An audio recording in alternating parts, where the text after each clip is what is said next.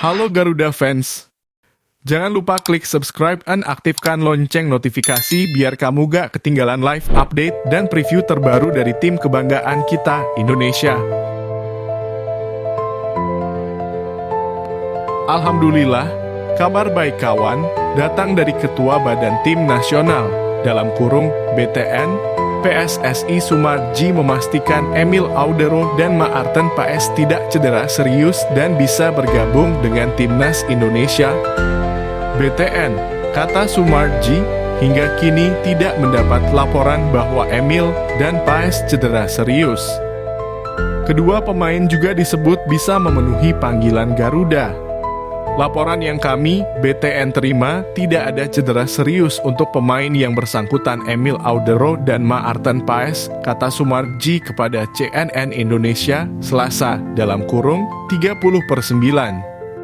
Sampai sejauh ini kami tidak mendapat laporan bahwa pemain yang bersangkutan cedera serius. Keduanya bisa bergabung dengan Timnas Indonesia, ujarnya menjelaskan. Sebelumnya, Paes dikhawatirkan tak bisa bergabung dengan Timnas Indonesia untuk fase keempat kualifikasi Piala Dunia 2026 yang akan berlangsung pada awal Oktober. Bahkan Paes tidak masuk daftar susunan pemain FC Dallas dalam 6 laga terakhir. Situasi ini yang membuat publik khawatir Paes tak bisa bergabung ke Arab Saudi. Adapun Emil mengalami cedera saat pemanasan sebelum laga Como versus Cremonese. Sejumlah media massa di Italia menyebutkan Emil akan absen hingga 2 pekan. Timnas Indonesia akan menjalani 2 pertandingan kualifikasi Piala Dunia 2026 pada 8 dan 11 Oktober 2025.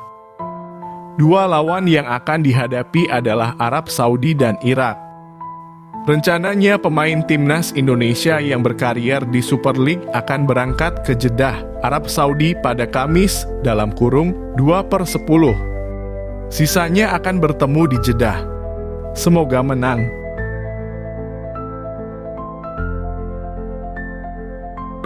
Timnas Indonesia menghadapi banyak kendala non-teknis di putaran keempat kualifikasi Piala Dunia 2026.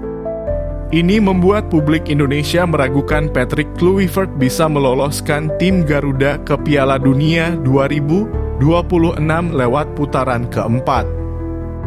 2 laga yang dijalani Timnas Indonesia pada babak ini melawan Arab Saudi dan Irak akan digelar di Stadion King Abdullah Sport City Riyadh 8 dan 11 Oktober 2025. Saya pribadi dan mungkin seperti publik Indonesia meragukan Patrick Kluivert bisa membawa Timnas Indonesia ke Piala Dunia 2026 dari putaran ini. Secara teknis memang oke, tapi sisi non-teknis banyak tak menguntungkan Timnas Indonesia, kata Joko Malis Mustafa.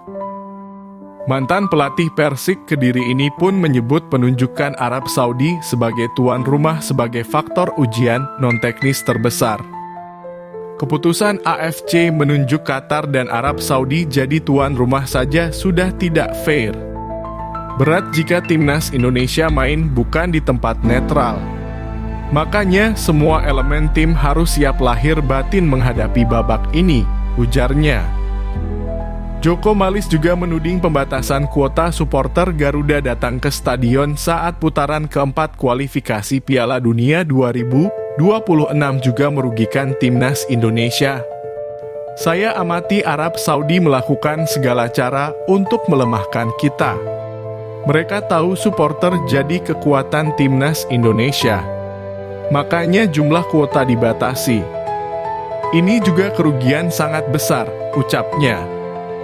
Nah, lanjut mantan pemain Niach Mitra ini, tim analis dan psikolog Timnas Indonesia harus membuat analisis secara detail. Problem Timnas Indonesia di putaran keempat ini sangat kompleks, ujar Joko Malis. Kalau soal teknis, saya sangat yakin kita mampu meladeni Arab Saudi dan Irak. Namun, sisi non-teknis harus dicari solusinya. Terutama bagaimana pemain menghadapi tekanan psikis dari wasit, lawan, dan penonton tuan rumah, jelasnya. Meski banyak kendala mengadang, Joko Malis masih punya sedikit keyakinan timnas Indonesia bisa ke Piala Dunia 2026. Peluangnya sangat tipis. Harapan saya setipis apapun jika ada faktor luck, insya Allah kita bisa lolos ke Piala Dunia 2026, sebutnya.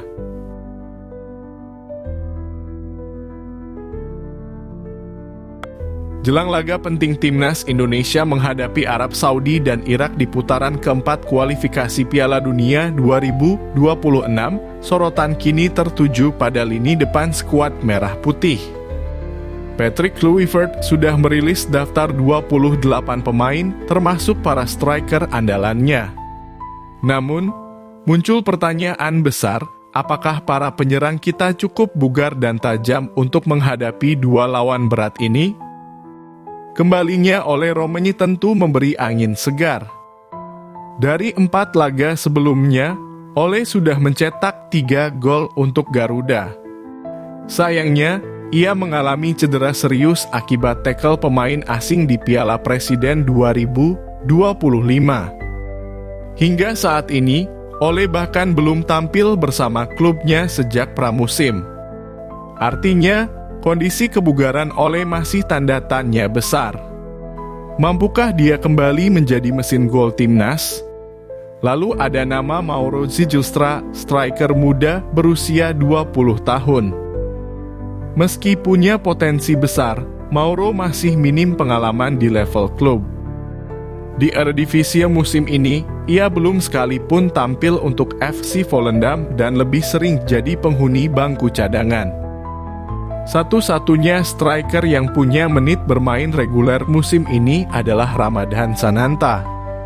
Bersama DPMM FC di Liga Super Malaysia, ia sudah mencatat 1 gol dan 1 assist dari 4 laga, plus kontribusi serupa di Piala FA Malaysia.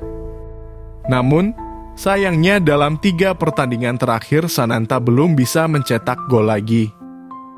Konsistensi dan ketajamannya sangat diharapkan agar lini depan Indonesia tidak tumpul.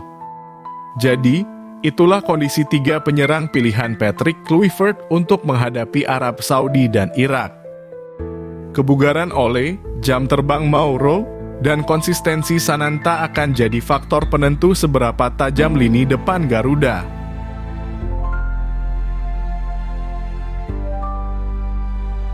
Melihat kondisi terkini Timnas Indonesia, asisten pelatih Timnas Indonesia, Alex Pastoor, memilih bersikap realistis terkait peluang lolos Piala Dunia 2026. Ia menyadari 2 lawan di putaran 4 kualifikasi jauh lebih baik.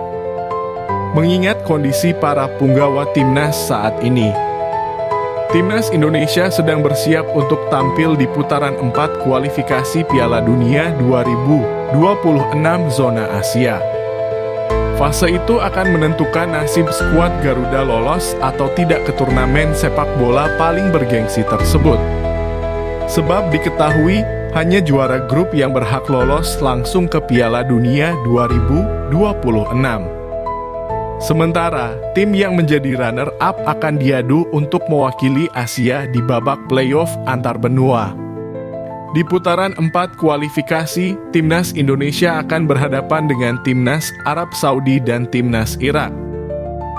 2 pertandingan tersebut akan digelar di Arab Saudi pada 9 dan 12 Oktober 2025. Pastoor mengatakan ratusan pesan dukungan sudah membanjiri akun Instagram pribadinya @AlexPastoor. Para supporter berharap tim Merah Putih bisa memaksimalkan peluang untuk lolos ke Piala Dunia 2026.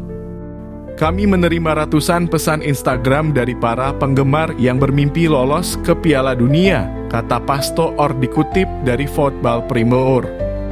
Walau begitu, pria asal Belanda tersebut tak mau menganggap enteng 2 pertandingan mendatang. Terlebih lagi, Arab Saudi ranking 59 dan Irak ranking 58 memiliki ranking yang lebih tinggi dari Timnas Indonesia ranking 119. Mantan asisten pelatih AZ Alkmaar itu bersikap realistis terhadap peluang timnas Indonesia. Namun begitu, kata Pastoor, bukan berarti skuad Garuda tak mampu bersaing untuk lolos ke Piala Dunia 2026. Realistis. Negara-negara yang kami lawan 2 kali lebih tinggi di peringkat FIFA, ujar Pastoor. Tapi di saat yang sama, Indonesia pernah menang dan seri melawan Arab Saudi di babak penyisihan grup yang berbeda sebelum kami ke sana.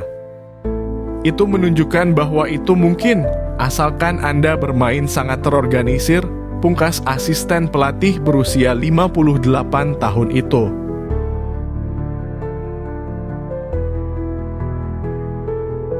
Situasi yang rumit dan pelik di pihak timnas Indonesia jelang putaran keempat kualifikasi Piala Dunia 2026 zona Asia. Dari 28 pemain yang dipanggil Patrick Kluivert, beberapa di antaranya mengalami masalah kebugaran termasuk Sandy Walsh. Bek kanan andalan berusia 30 tahun itu mengalami cedera ketika membela Buriram United dalam ajang AFC Champions League Elite melawan FC Seoul Selasa (30/9) malam waktu Indonesia Barat. Cedera ini menambah daftar pemain timnas yang harus absen karena masalah kebugaran. Belum ada informasi lebih lanjut mengenai tingkat keparahan cedera yang dialami Sandy Walsh. Namun kehilangan pemain dengan pengalaman dan peran krusial di lini belakang jelas memengaruhi rencana Patrick Kluivert. 2 laga penting melawan Arab Saudi (9/10) dan Irak (12/10) kini jadi semakin menantang. Pertanyaan pun muncul, siapa sosok yang layak mengisi posisi bek kanan timnas Indonesia? 3 nama muncul sebagai opsi utama, yaitu Yaakob Sayuri, Kevin Dix, dan Asnawi Mangkualam. Yaakob Sayuri menjadi salah satu kandidat utama untuk menggantikan peran Sandy Walsh. Pemain 28 tahun itu sudah beberapa kali dipercaya Kluivert menempati pos bek kanan, termasuk di 2 laga uji coba terakhir timnas Indonesia. Penampilannya dinilai cukup konsisten dan mampu menjalankan peran sesuai kebutuhan taktik. Meski posisi aslinya adalah winger di Malut United, Yaakob menunjukkan adaptasi luar biasa ketika dimainkan sebagai bek kanan. Dengan kecepatan, agresivitas, dan eksplosivitasnya, Yaakob bisa menghadirkan dimensi berbeda dalam permainan Garuda, terutama ketika membangun serangan dari sisi lapangan. Nama lain yang bisa diandalkan adalah Kevin Dix. Berbeda dengan Yaakob, Kevin punya karakter permainan yang lebih defensif. Pengalamannya bersama FC Copenhagen di level Eropa menjadikan Dix sebagai bek dengan kualitas bertahan mumpuni. Kevin Dix mendapatkan peran baru dari Patrick Kluivert untuk menemani Jay Itzes di jantung pertahanan timnas Indonesia. Bek asal klub Borussia Mönchengladbach itu pun bisa menjalankannya dengan baik. Dalam uji coba melawan Lebanon, Kluivert sempat memainkan Dix sebagai bek tengah berduet dengan Jay Itzes. 2 tersebut berjalan cukup baik dan memperlihatkan fleksibilitas Kevin. Baik di bek kanan maupun bek tengah, Kevin menawarkan opsi aman bagi Kluivert untuk menjaga kestabilan lini belakang. Satu nama lain yang tak boleh dilupakan adalah Asnawi Mangkualam. Meski tidak masuk dalam daftar 28 pemain yang dipanggil Kluivert, pemain Port FC itu bisa menjadi opsi jika sang pelatih membutuhkan bek kanan murni dengan karakteristik mendekati Sandy Walsh.